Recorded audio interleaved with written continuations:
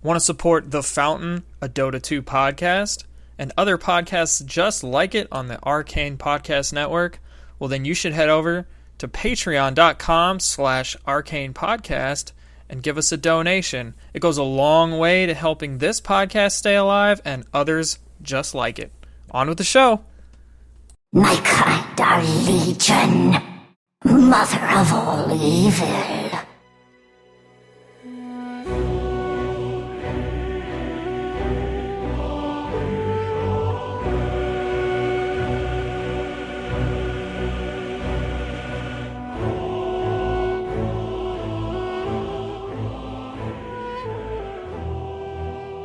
Hey everybody, welcome to The Fountain, the official Dota 2 podcast, the Arcane Podcast Network and YouTube channel.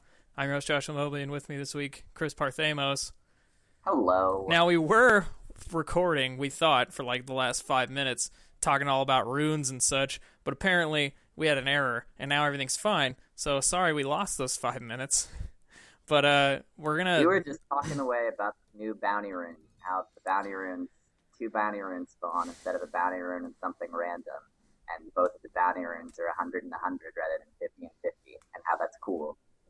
Right, and how it makes it more balanced and creep blocking and all that stuff. And sorry, we kind of... I'm sure it'll come up in a later episode anyway, because we always retouch on concepts. Yeah, but it's an important concept. Yeah, and then but it's good. Yeah, it's positive. And we were talking about how before the Shadow Fiend update, nobody really seemed to care about runes or check timers for runes, but it made people a lot more aware. Those really revolve around rune control and having a bottle early, and people like Storm Spirit or Puck or I guess maybe Zeus. People who really want the rune and bottling and stuff. Other than them, for a long time, people didn't really worry about it, but now it's become a lot more common even for some offlaners to carry bottles.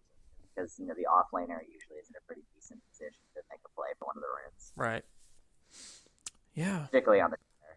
Yeah. So, sorry, we won't really go over that again. But like I said, we'll probably bring it up again at some point. So, other things for the update.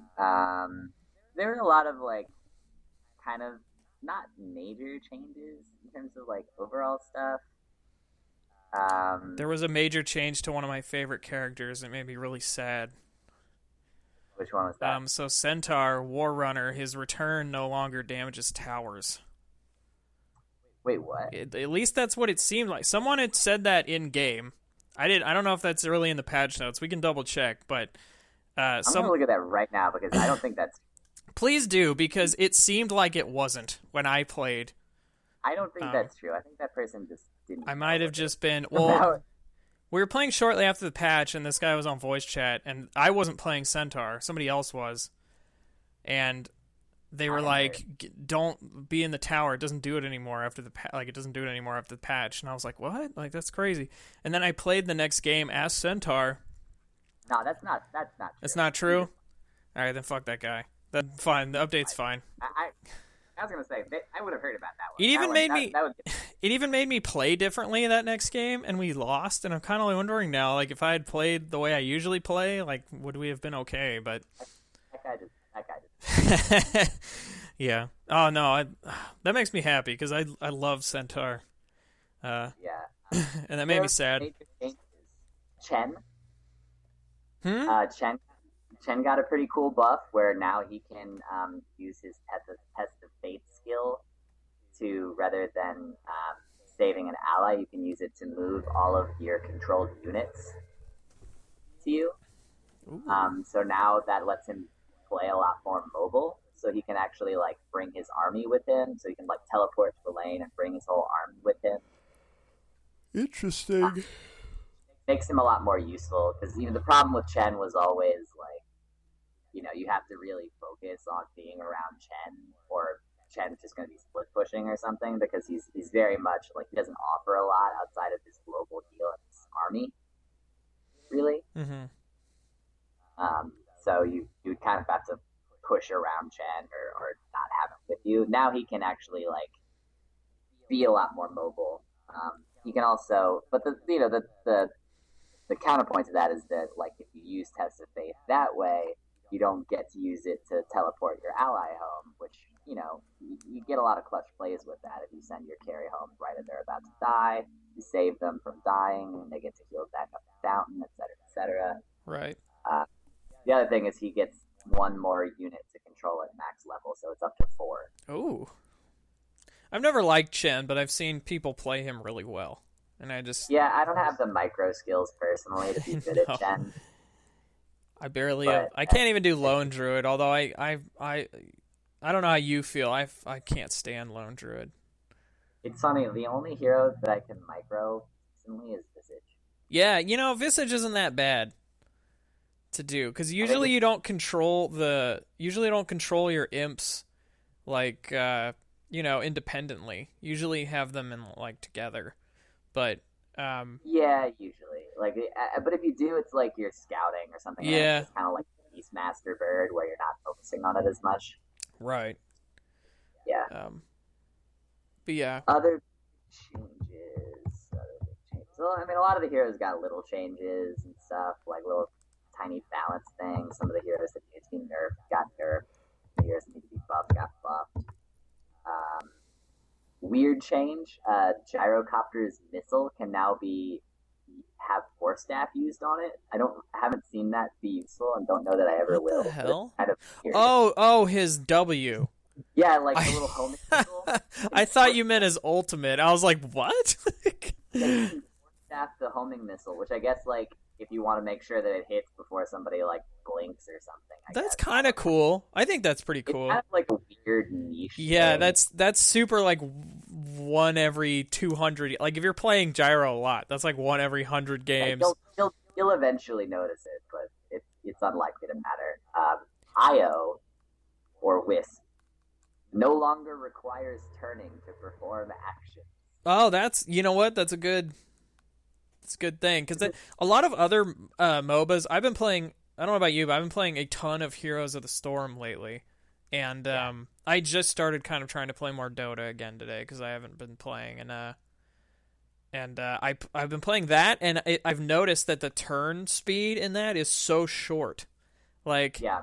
You can run away, turn around, and be like, man, and then I bought Jaina, and I've been playing as her, and when you're running away, you can turn around and just do an auto attack really quick and keep running.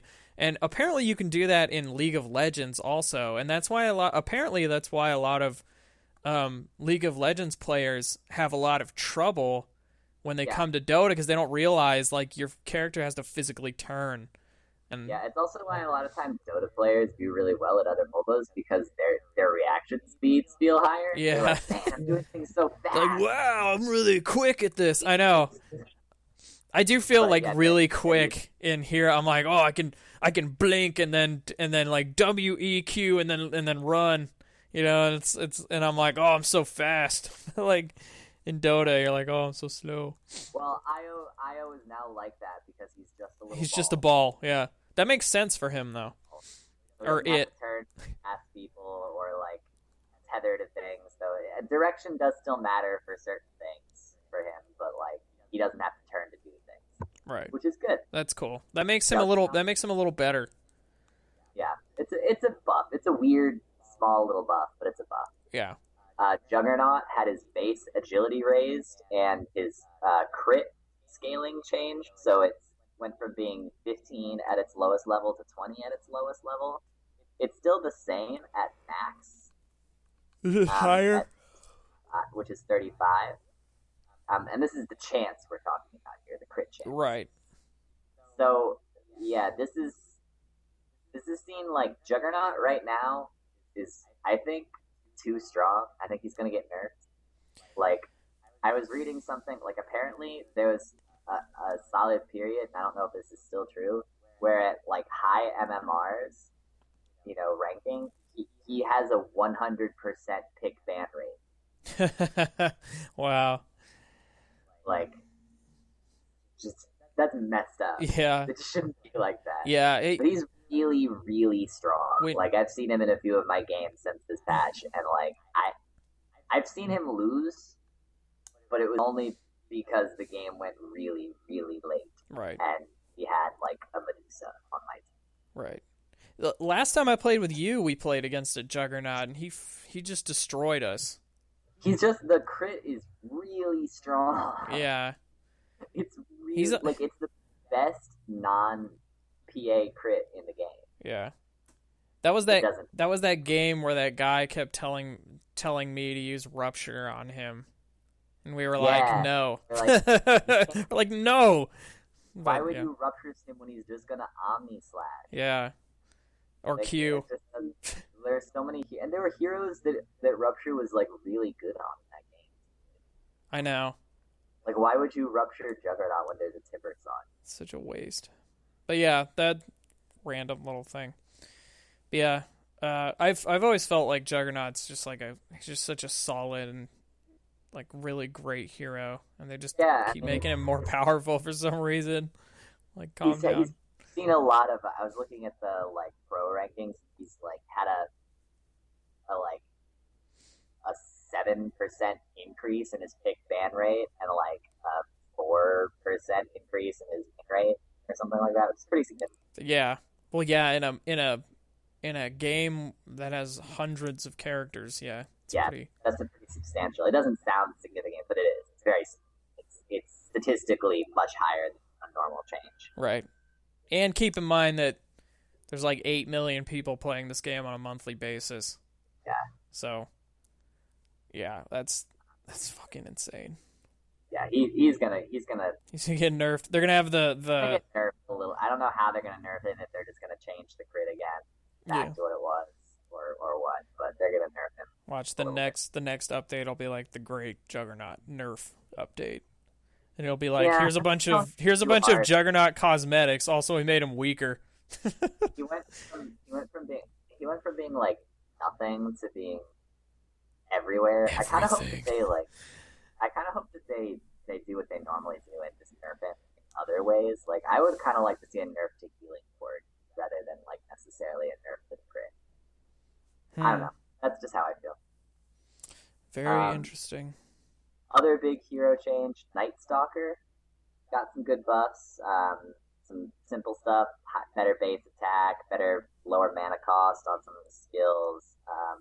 But the big thing is Darkness now sets all enemy vision to a max of 675 rather than reducing it by 25%, which means that wards, it's a buff. It's a pretty big buff. Like, wards will have very little vision. Heroes will have very little vision. Like, I didn't realize. As a point of reference, like, for heroes like Sniper and even like, this is like well less than some heroes' attack ranges, and well less than a lot of heroes' cast ranges. So like, you literally can't even see to use your abilities or even attack with some heroes. And the main thing is it also no longer pauses the day-night timer, which is a huge buff, honestly. Because before you would use it and it would pause the day-night. So there was always a certain amount of daytime that you're just going to have to end with. Now you can actually use your ultimate to like to give you a larger amount of night time to be relevant in what you otherwise would have had. Interesting. Which is more valuable in the early game when the uptime on your ult isn't as significant. Right. But is definitely really valuable there. I never play. I think I've played him once or twice, and I've never done well with him. And I didn't realize that his ultimate affected wards. That's interesting. Yeah, that I think they changed that. I don't know if it always did that, because I haven't played him that much myself, but I do remember them talking about that recently. It might have been a similar change rather than making it suddenly affect that, but yeah, it definitely does now. I don't know if it always has. Interesting. Definitely. The other big hero change. There's some other little changes, obviously. Let me talk about every single one. But Queen of Pain got some big buffs, better scaling on her blink. So her blink is really, really good now. It actually has a longer range than Blink Dagger. or anti-mages. And the main thing, though, is her ultimate. Now deals pure damage that pierces spell immunity. Oh, man. So, it goes through magic resistance and magic immunity. So anti-mage gets full damage. Sven with BKB gets full damage. PA with BKB, full damage. That's amazing. Pudge with like 200 flesh heap stacks gets full damage. Of course, he still has health. Wow. So that makes her really, really good against heroes like Phantom Assassin, or Shadow Fiend, or heroes that, because there's a fair number of heroes who are like really kind of squishy, then they get that BKB, and then all of a sudden they don't feel that squishy. Luna, Gyrocopter, like, there's a lot of heroes where that's kind of the play. Like, you try and hide until you farm up your BKB and show up, and all of a sudden you're like, whoa, how do we kill Luna? Well, the answer is Queen of Pain. Yeah. Because Queen of Pain deals a pretty good amount of damage to that hero, and to all of the other heroes, depending on how well you hit the ult, because it's a pretty big area of effect for ult. So, Queen of Pain, good hero. Sounds again. cool. Sniper, Shrapnel no longer damages buildings, but it has 3 charges, and the mana cost is down to 50, so it's not as good for pushing. It's actually not good for pushing at all, other than creeps. But it's way better at giving vision because you can use it 3 times, and it's really good for chasing because you can stagger it and use it to prevent blinks. You can use it to keep people in vision, and you can use it for slow. So it's overall a buff, but obviously if you were one of the people who used to like as a push play sniper and then get early points in shrapnel and use it to like siege towers, you can't do that anymore. I'm sorry. Right. He was already good at pushing anyway. Yeah, I mean, the ability to outrange a tower is still pretty solid. Yeah. Like, that's insanity. It's not over. That. Yeah. He's always been pretty solid. So other than that, that's probably the end of big hero changes. All right. Yeah. There's some other significant things, like, honestly, the courier costs 30 gold less now, which I love because I mostly play support. Yeah. It's kind of depending. If you play a lot of Templar Assassin, you'll like the change to the Blink Dagger, where if you don't take damage, the attack that doesn't damage you won't disable your Blink Dagger. So if you have something like Refraction, or like if you're Nyx and you get hit with something while you have Spike Carapace up, that won't disable your Blink. Which is, pretty significant in certain situations. Right. I don't think I've ever played as her. I forget she exists. Yeah, she's not everywhere. Other than that, the big thing for the patch was alt clicks. You can alt click so many things now. Yeah, you can alt click the clock now, right? You could do that for a while. Oh yeah. But you can alt click the glyph button to say, "Hey, let's not use that." You can alt click your respawn timer. You can alt click your health, and it'll tell people what percentage of your health and mana you have. You can alt click on passive abilities to say, I have this passive ability, or you can alt click on abilities that you haven't learned yet, which will say, hey, I haven't learned this yet. You can alt click on so many things. Alt click the world. You can now, also when you alt click your abilities, it'll tell people what level they are. Yeah, I noticed that today. Which is really useful and really significant. Very.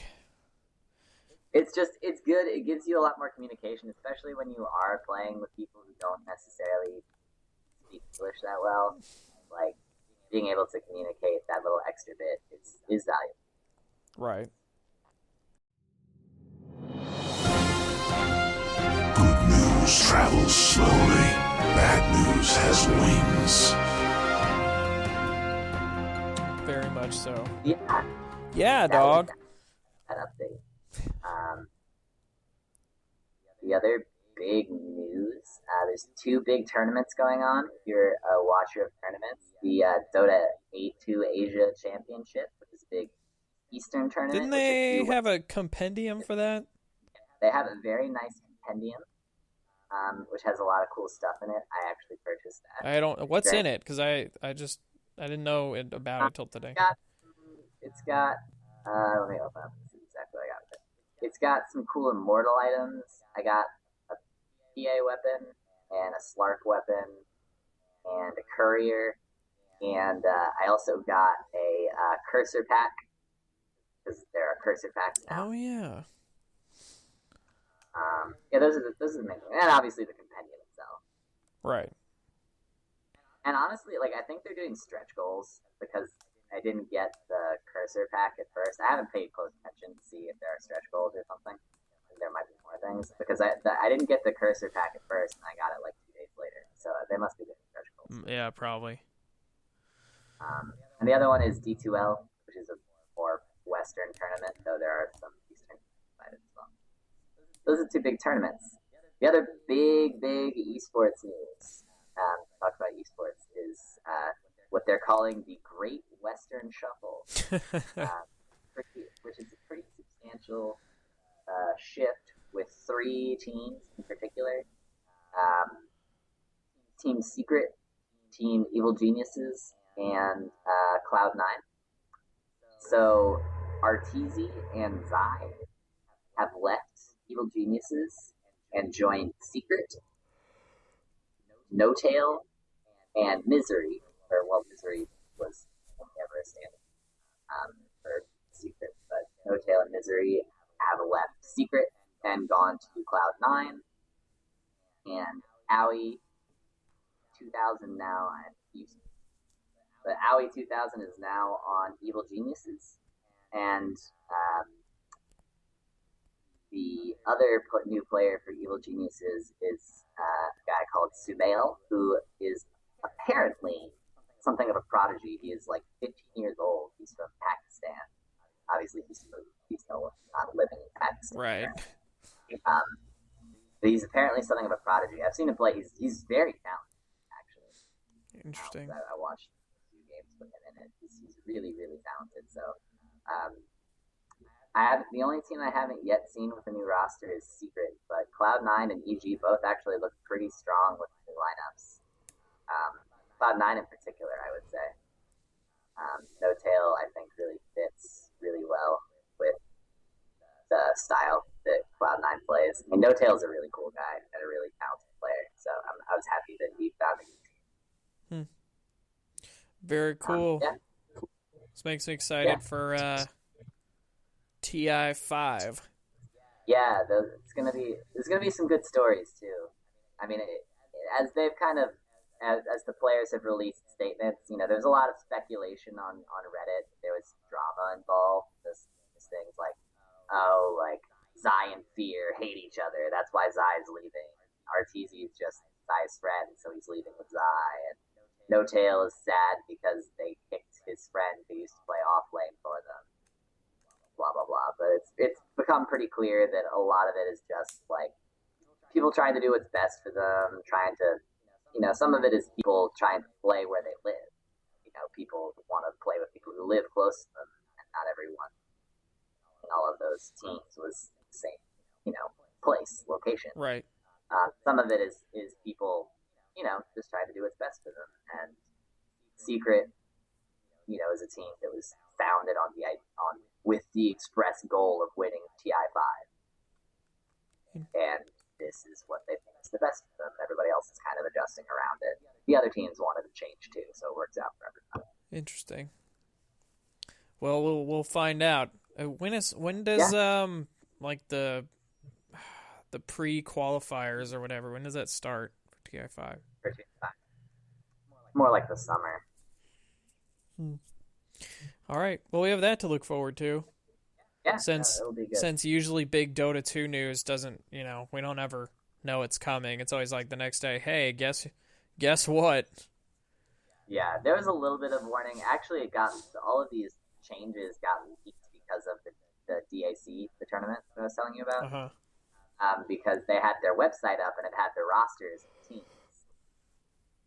and the rosters had the new player arrangements before any of the teams had announced them. Oh yeah, they fucked up. So they've all kind of scrambled to release like official statements, like "There's no drama, guys. We promise. We all like each other. We're just doing what we need to do." Right. Well, it's like what's that movie? I think it was Moneyball. Have you seen Moneyball? Yeah. Yeah, it was the part where they talk about the trading. Yeah. Yeah, and that's a good movie. It's funny, like there's so many accusations of drama, but really it was just. It's just because people want that shit.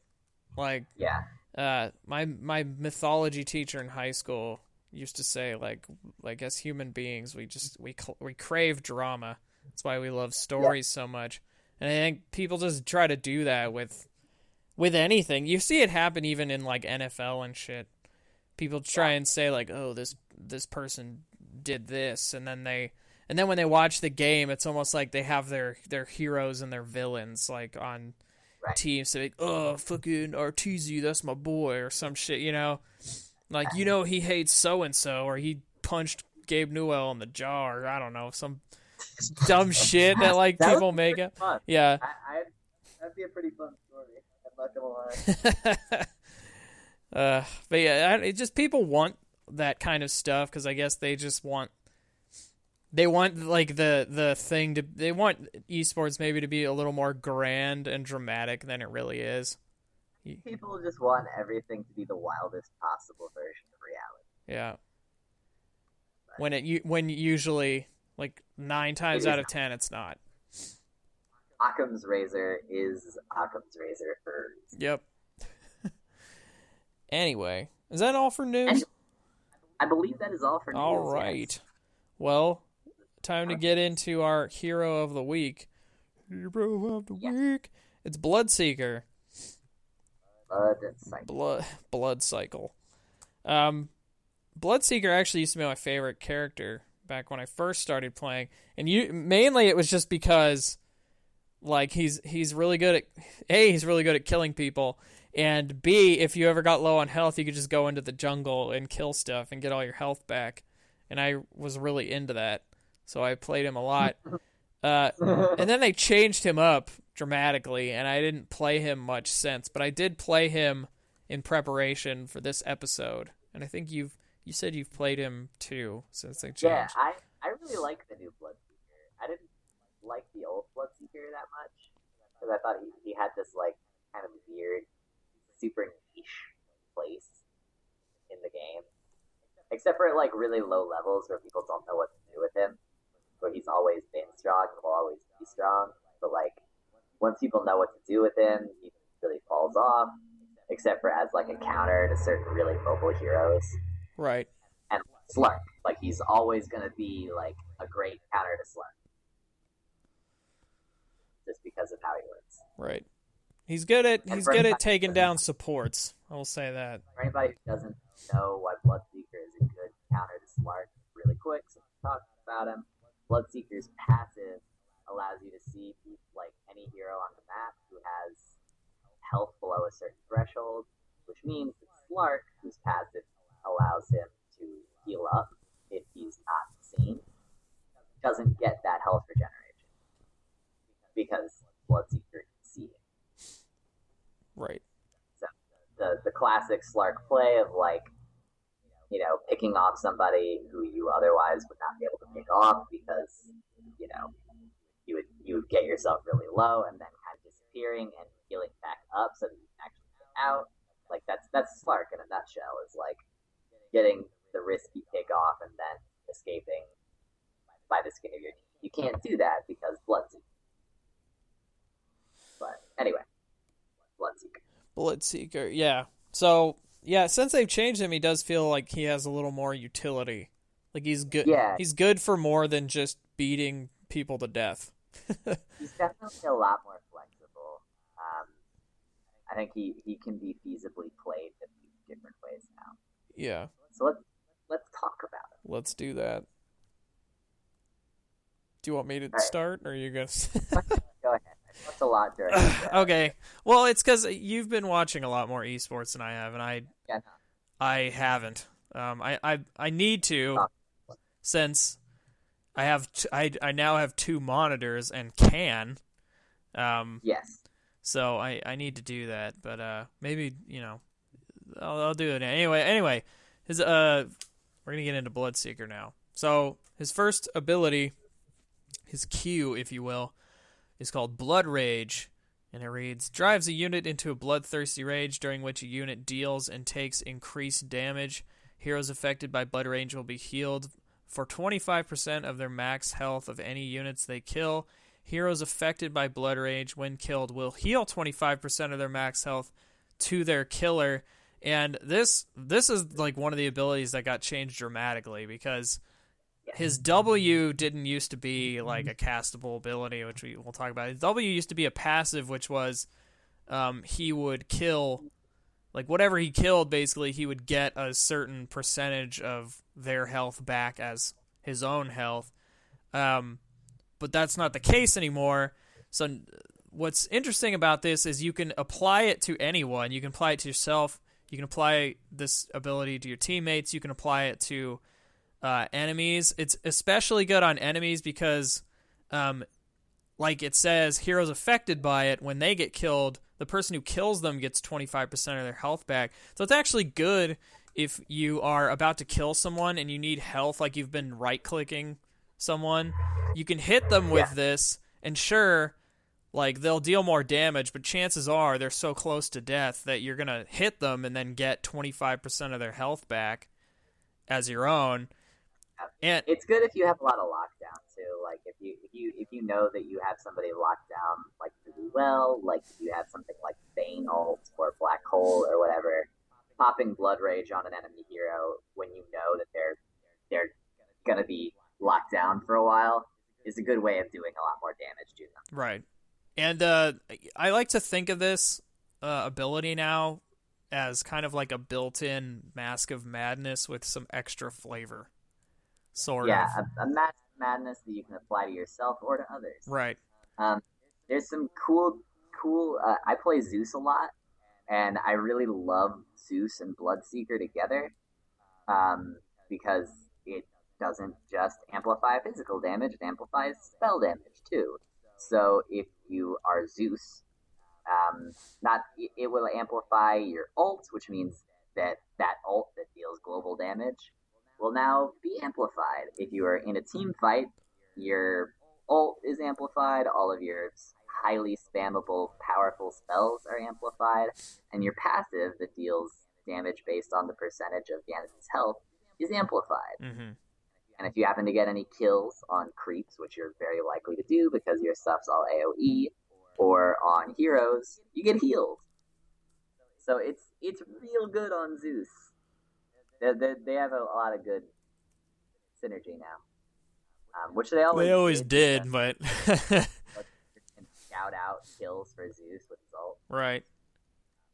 But yeah, it's even more so now. Yeah, especially with that passive. So I don't know that there's much more to say about the Q, really. Yeah, the Q, and we'll talk about it more when we talk about him after it's over. But the Q is part of the reason why I actually advocate for Bloodseeker as a position 4 hero, as one of the options to play him. It's a very greedy support pick. Oh, excuse me. Yes. So I guess we'll move on to his newer ability, I should say, because he got patched a while ago. The change is somewhat old. Yeah. So originally this was a passive that did what we said. It gave killed enemies, or gave you a percentage of health back for enemies you killed. Now it's an ability called Blood Rite, which reads: Bloodseeker baptizes an area in sacred blood. I don't know why they needed to say that. After 3 seconds, the ritual completes, causing the enemies caught in the area to take damage and become silenced. So it's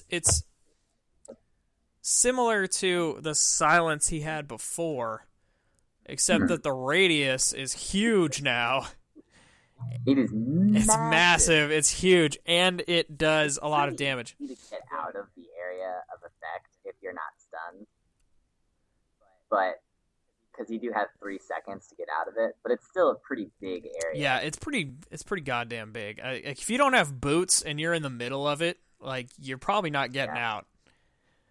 Yeah, you got, especially if you're a slow hero. Yeah. Yeah, so the spell is really good. It's really annoying in the laning phase because it really screws with people's last hitting. Because it forces you to get out of it, or you take a pretty good amount of damage. It's also important to note that this is pure damage. Yeah. So when it says that you deal 120 damage, you deal 120 damage. You don't deal 120 damage and then spell, magic resistance. You deal 120 damage. Unless they have a BKB. You should also what am I trying to say? Oh, we should also mention that apparently when your blood rage, your Q is at maximum, it actually, if you put it on yourself and use blood right, it actually amplifies the amount of damage it does. It will amplify the damage, which is, again, so even at level 1, the spell is pretty potent with blood rage. It's really good, and it's also good, he's really good in the mid lane because he can use this to clear the creep wave and harass the enemy mid. Yep. And because the silence duration on this is pretty good, it goes up to 6 seconds, is really long, and it starts at 3. And in the mid lane, that can be really significant if you silence somebody for 3 or 4 or 5 or 6 seconds and do a lot of damage to them. You could get yourself a kill on the back of that. Yeah. Pretty easily. And plus, you're gonna kill a couple creeps with it, and if you have blood rage up, you're gonna get healed by that. It's a really powerful spell. Really good in chaotic team fights when people aren't maybe not focusing on it, or when they're stunned by something like Ravage. If Tidehunter goes in and ravages and keeps the team inside of this, and then there's silence for 6 seconds, they're screwed. That's such a one team fight for you early game. I know. That'd be amazing. Yeah, and it kind of just, to me, because I've always kind of played Bloodseeker, he's not an initiator by any means. I mean, he kind of can be with his Rupture, I guess, but that's not really how you think of an initiator, someone like Tidehunter, who you just mentioned. But he can't initiate on a whole team, really, but he can certainly create the circumstances that cause a fight to exist. Right. But I've always kind of thought of him as wait in the shadows for a couple seconds while everyone's fighting, then come out and do stuff. And the Blood Right only kind of incentivizes that, because then it's you kind of want to wait in the trees or kind of wait in the fog a little bit, and then when everyone's grouping up, to team fight, you can kind of cast this, and in the chaos, maybe only 1 or 2 of them will get out, and hopefully you'll catch a support. In it, you'll silence them. Yeah, you do a lot of work with this. Bloodseeker's always really thrived on chaotic team fights, and this is just really the icing on the cake of that. But the real reason he thrives on chaotic team fights is his passive, which is Thirst. Oh man. Thirst enables Bloodseeker to sense enemy heroes whose health is below a certain percentage wherever they are, giving him true sight on that unit, increased movement speed, and increased damage. Bonuses stack per hero. Some things to note about that. First of all, the visibility health threshold is 30%. The movement speed goes up to 40% per hero, and Bloodseeker does not obey, when he's under the effects of this, does not obey the move speed cap. Yeah. That other heroes have. So he can go faster than haste, significantly. He can go faster. Insane.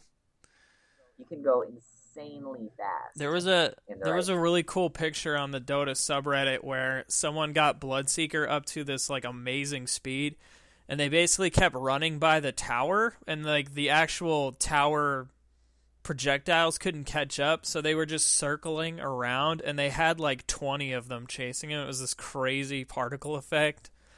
Yeah, it's just insane. I don't think that's possible anymore, but like I guess at the time it is still possible in the right circumstances. It's just not going to happen. It's not going to happen in a pub game or anything.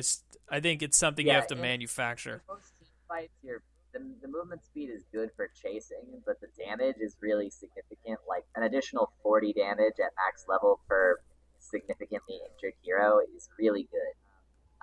Another important thing to note about that, this is not just for enemy heroes. So it can actually, you can get a lot of utility out of it because it does count yourself. So if you're really injured, your movement speed goes up, which is, really useful for getting out of trouble. If a lot of people on your team, like, so in a chaotic team fight, again, where like everyone is getting really low, Bloodseeker is going to do, if everyone including Bloodseeker is low, it's 5 heroes. That's, 10, it's 400 additional damage he's going to get if everyone is below the threshold, and 400% additional movement, which is I know. See, that's best case scenario there, but it's still crazy. Insane. And that's another reason why he's really good with heroes like Zeus that do a lot of AoE damage, because they can quickly, like, a lot of AoE quickly gets people into that threshold where he can really take advantage of them. Right. I don't know if there's much else to say. I was going to say, there's a little note here that says that apparently Thirst ignores... it ignores illusions. I almost said mirrors, and I'm like, that's not right. It ignores illusions, but Meepo clones still are not ignored, because Meepo clones are Meepo. Oh, right. That's good to know. I hadn't thought about that, but that's good to know. Yeah. There's a lot of heroes that Bloodseeker counters because of that. Like any invisible hero, hero that relies a lot on invisibility, heroes like Riki, Bounty Hunter, Weaver, he's gonna give you a lot more ability to find those people, especially they won't be able to get out of a team fight on the back of their invisibility. It makes you can't really juke Bloodseeker at low health because he'll see. He's very good at securing chases, and it's not just for him. That's the nice thing. You share your vision with the team. So if you're a Drow Ranger on Bloodseeker's team and you're chasing down some random support in the jungle on the other side of the map from Bloodseeker, you're gonna have a better time because you've got them low and they can't shoot you in the woods because you'll. Yeah, it's awesome. He's such a good aid. It's very good in a kind of niche but very valuable niche way. And finally, last but not least, is his ultimate. His famous noob-crushing ultimate. Yes.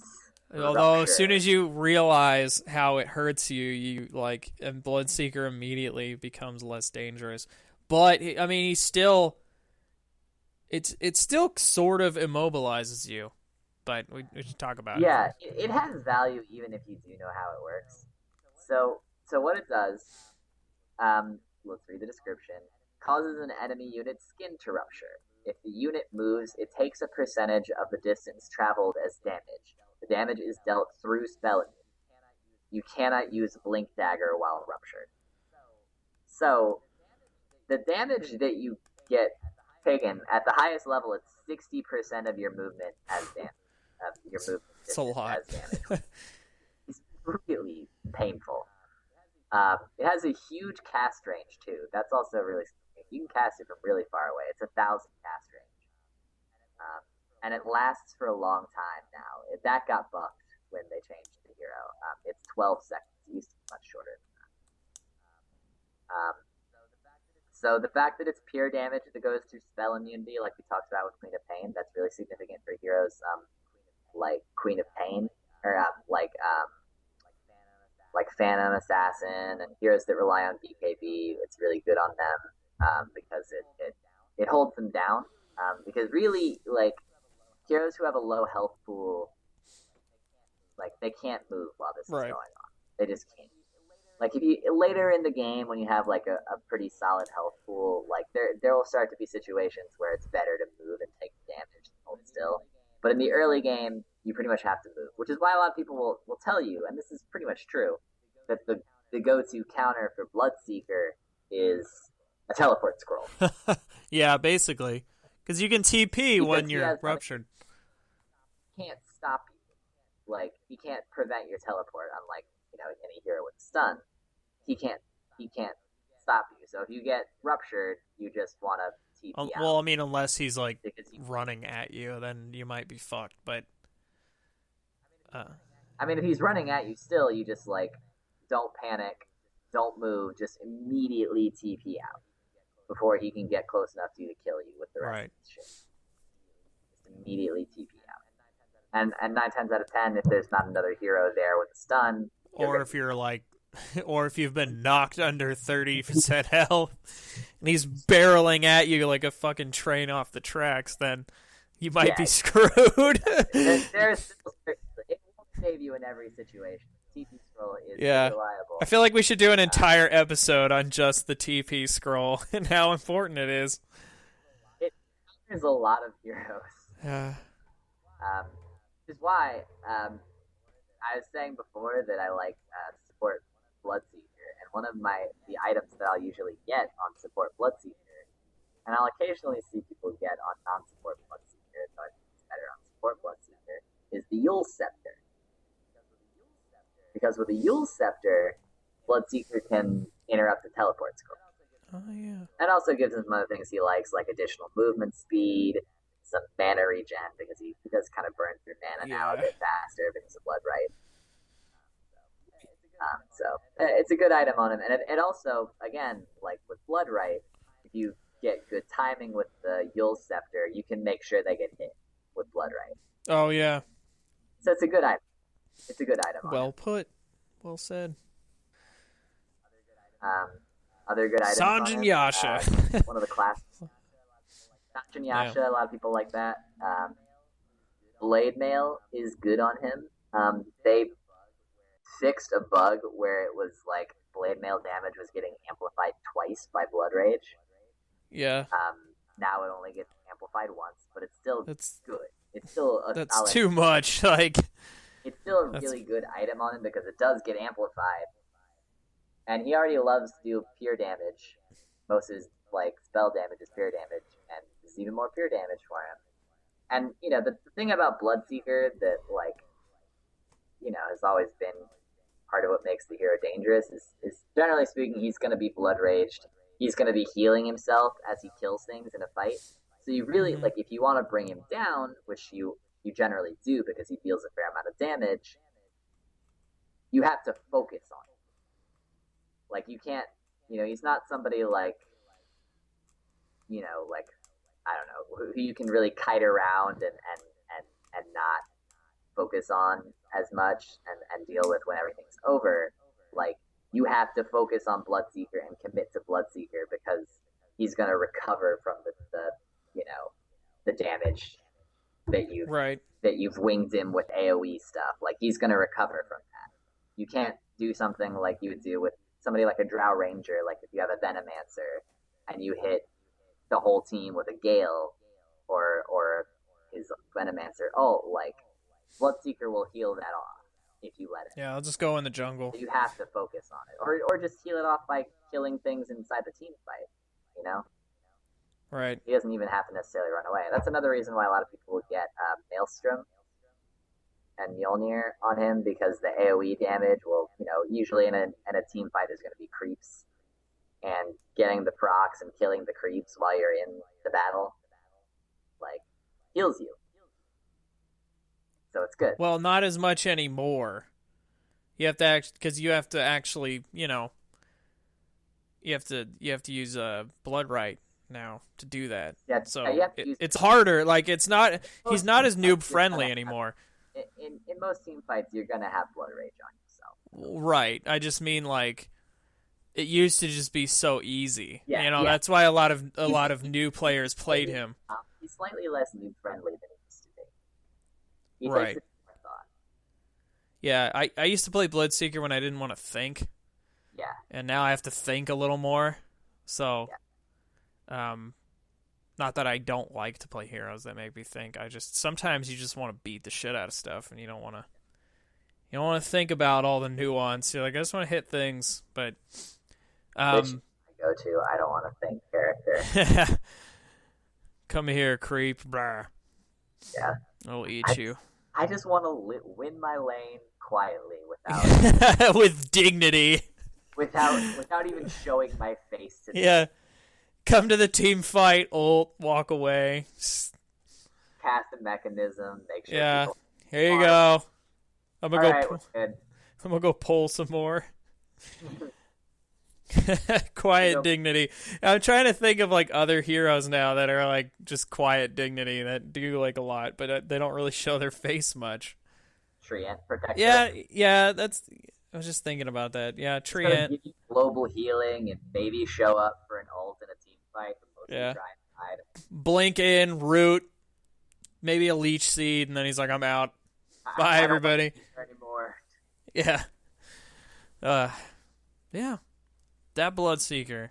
Seeking the blood. Although, I would say most of the time he's going to be best in the mid lane. That's my opinion. You get those early ganks with. Yeah, with he's a good early gank hero. He's a good. I think he's actually pretty good in mid lane.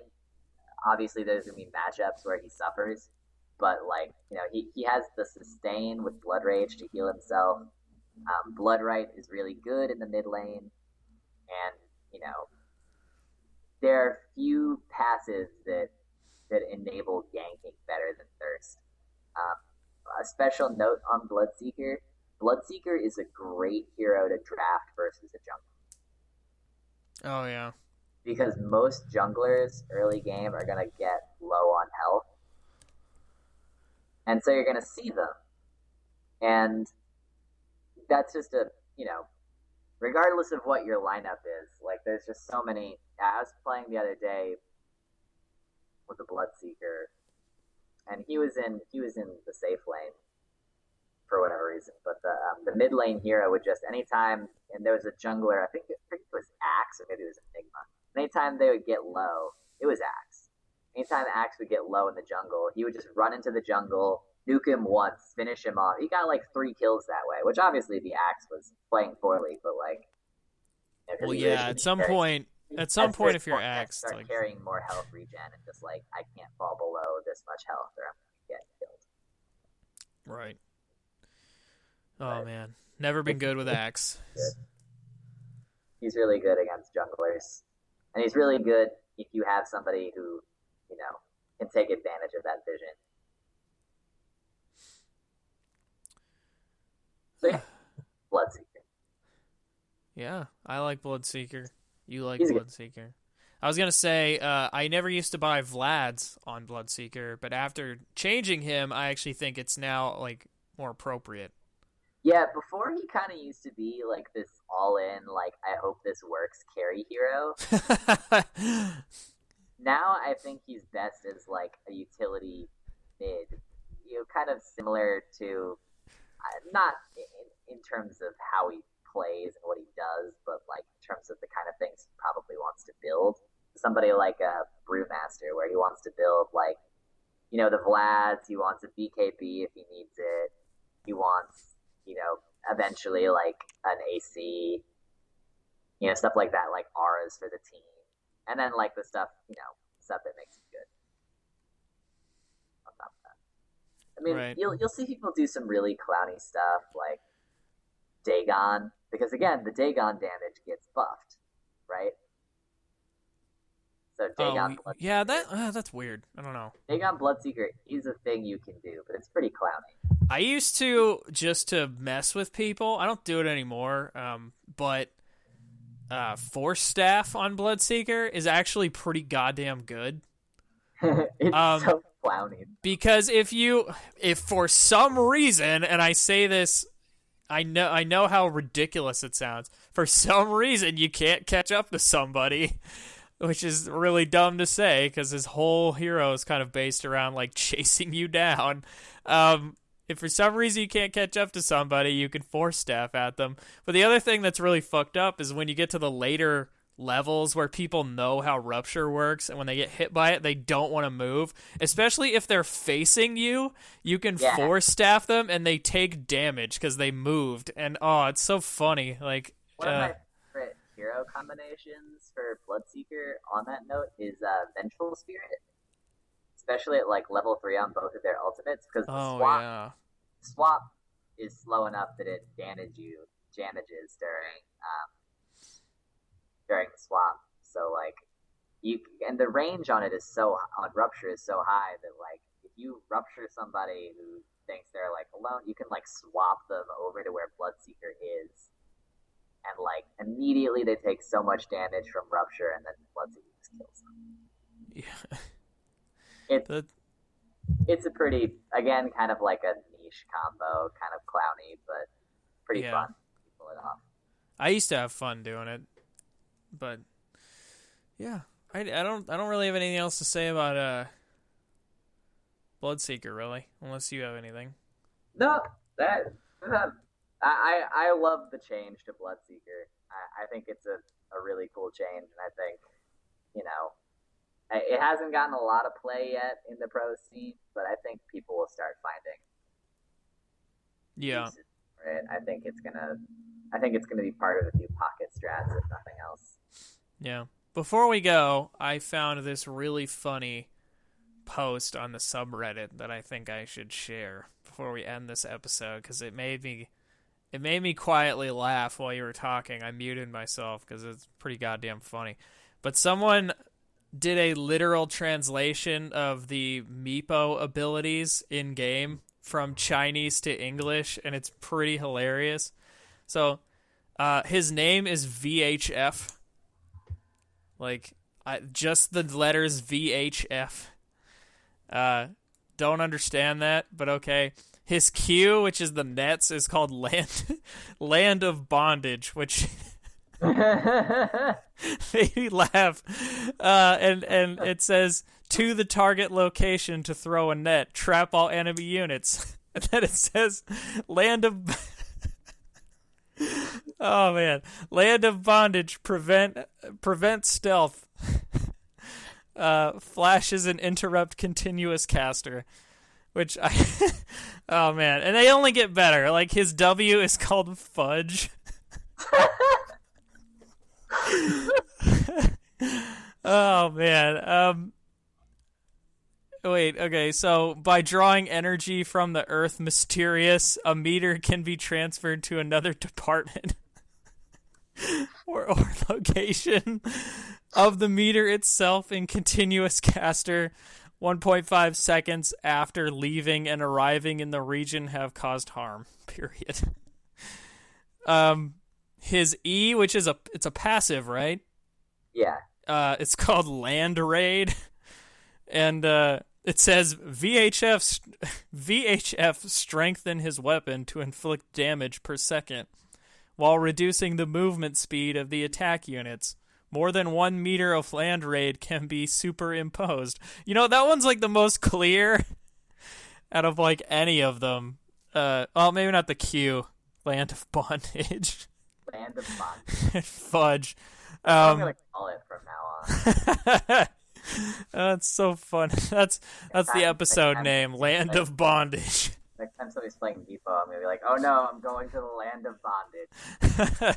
And his ultimate is called Sub is Able To. And it says VHF call an imperfect copy of semi-autonomous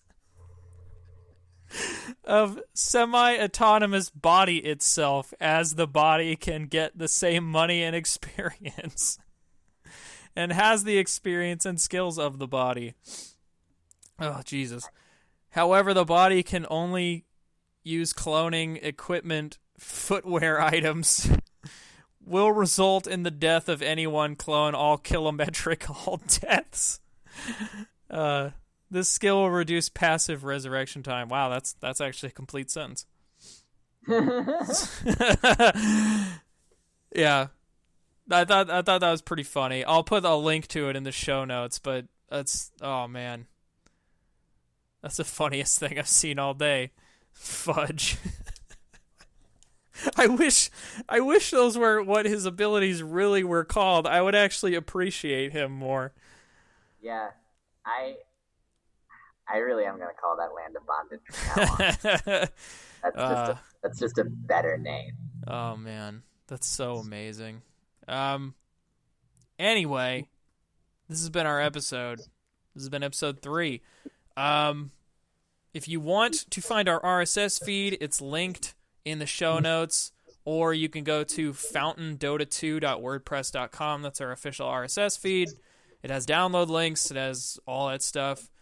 You can find us on Stitcher. I'm pretty sure we're on iTunes, but when I looked earlier, I didn't see it. I'll check again this week. So I need to make sure that's a thing. I'm pretty sure I put it on iTunes, but I didn't see it earlier. So, but we are on Stitcher. I know that for a fact. And of course, subscribe to our YouTube channel, which is youtube.com/ArcaneTVOfficial. And you might actually be listening to this on there. We don't know. Yeah, and on Twitter, we are Fountain Dota 2 also. Go ahead and tell us what heroes you want us to talk about. Yes. Kind of pick it at random. Otherwise, we're going to keep going through all the captain's mode people. Random heroes. Yeah. Yeah, so email us. Actually, don't email us right now because we don't have an email. I'll get one set up this week. But tweet at us at Fountain Dota 2 and tell us what heroes you want to see, basically, or you want us to talk about for the hero of the week. We'll go in depth. We'll do everything. Yeah, I think that's about it. We'll see you in 2 weeks. Bye, everybody. Bye-bye. Bye-bye. Bye-bye. Bye-bye. Bye-bye. Bye-bye. Bye-bye.